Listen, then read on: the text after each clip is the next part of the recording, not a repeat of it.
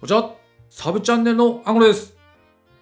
サブチャンネルは気ままにバカげしそうな暗号資産を探すチャンネルです。今回のお題はこれです。ドーン！日本初上場のヘデレハッシュグラフは爆上げするのか？名前がかっこいい。ヘデレハッシュグラフは独自の分散型台帳技術を用いた分散型アプリケーションのプラットフォームです。分散型台帳技術とはですね、ネットワーク参加者で取引履歴などの台帳を管理する技術のことです。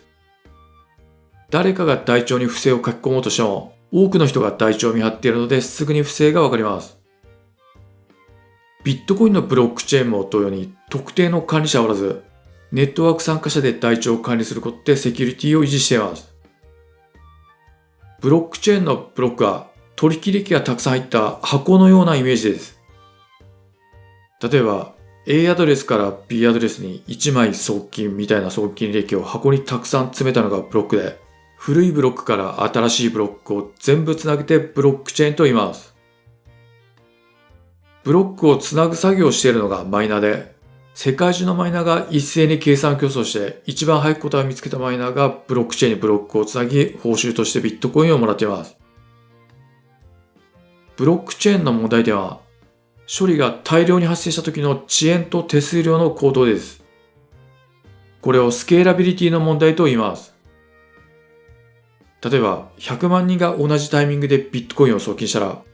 一つのブロックに送金履歴が入りきらないので、入りきらなかった送金依頼は次のブロックに回されます。さらに次のブロックにも入りきらなかったら、次のブロックに回され、次のブロックに回されみたいに、送金完了まで長い時間待たされる人が出ます。ただし、手数料多くあればマイナーに優先して処理してもらえるので、処理が大量発生したら手数料が高騰しやすくなります。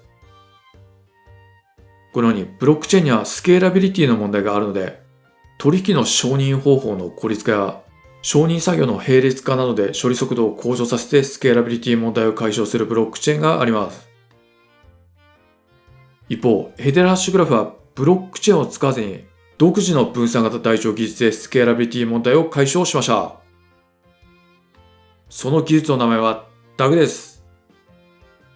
DAG には取引を束ねるブロックという概念がなくて、取引同士が網の目状に参照するようにつながっていきます。例えば A と B の承認待ちの送金依頼があったとします。ここで新しく C の送金依頼が入ってきたときに、A と B が正常な取引であることを C が計算して承認します。つまり C は他の取引を承認することで自分も承認待ちになることができるということです。この流れで次に入ってきた取引も他の取引の承認を行い、規定回数の承認を受けた取引が承認済みになります。このように DAG は取引のプロセスが他の複数の取引を承認する流れなので、マイナーが増えになって手数料がほとんどかからなくなるのと、取引が承認されるまでの時間がとても短いという特徴があります。ずっと上がブロックチェーンのイメージで、分岐したブロックチェーンは破棄されて最終的に一本になっています。下が DAG のイメージで、取引のプロセスが他の複数の取引を承認するため、網の目状にチェーンが伸びています。DAG を使った暗号資産は他に IOTA や Nano などいろいろありますが、ヘデレハッシュの特徴は、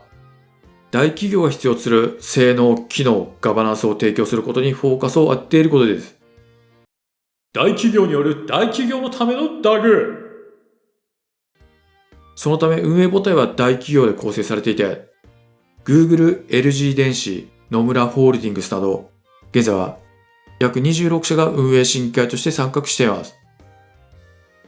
ヘデレハッシュのノードは運営審議会のメンバーのみがなることができるので、ヘデレハッシュは中央集権の暗号資産と言えます。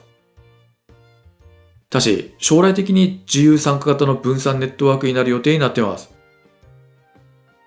チャートヘデレハッシュグラフの愛称は2017年から2018年に実施され、年収2000万以上または資産1億円以上の投資家に1枚 0.12 ドルで販売されました。2019年9月に上場し、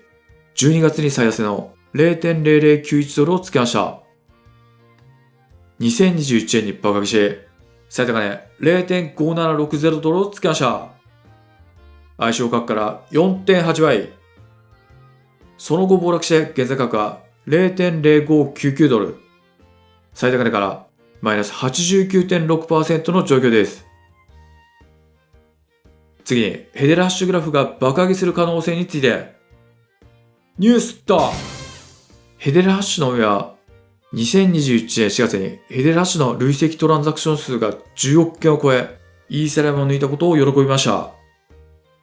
あれからどうなったのかを確認します。チャート爆増。これはヘデルハッシュの月間トランザクション数です。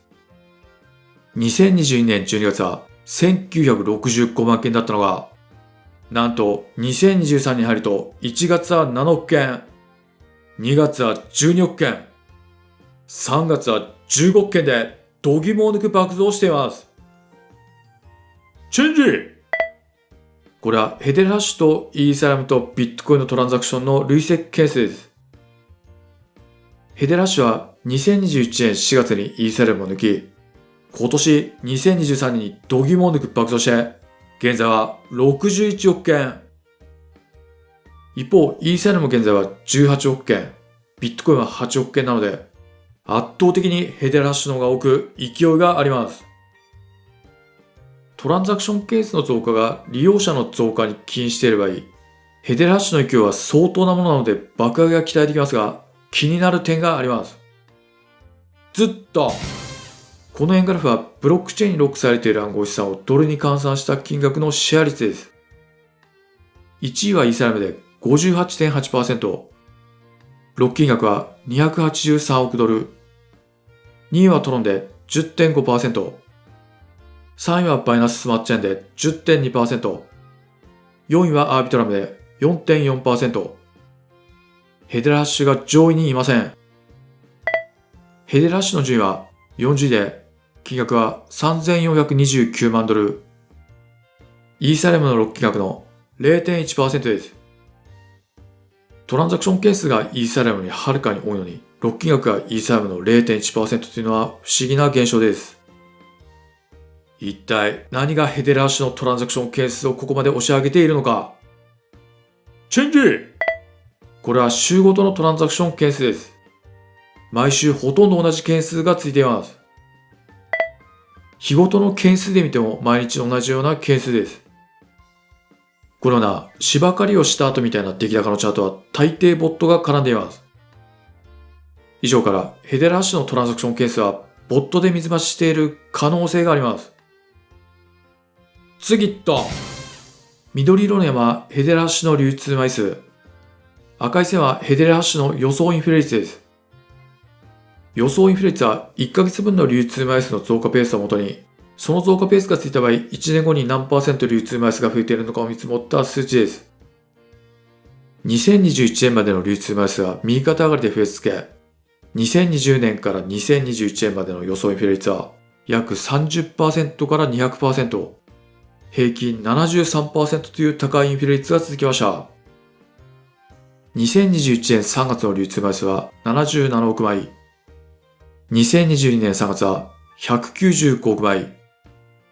2023年3月は301億枚。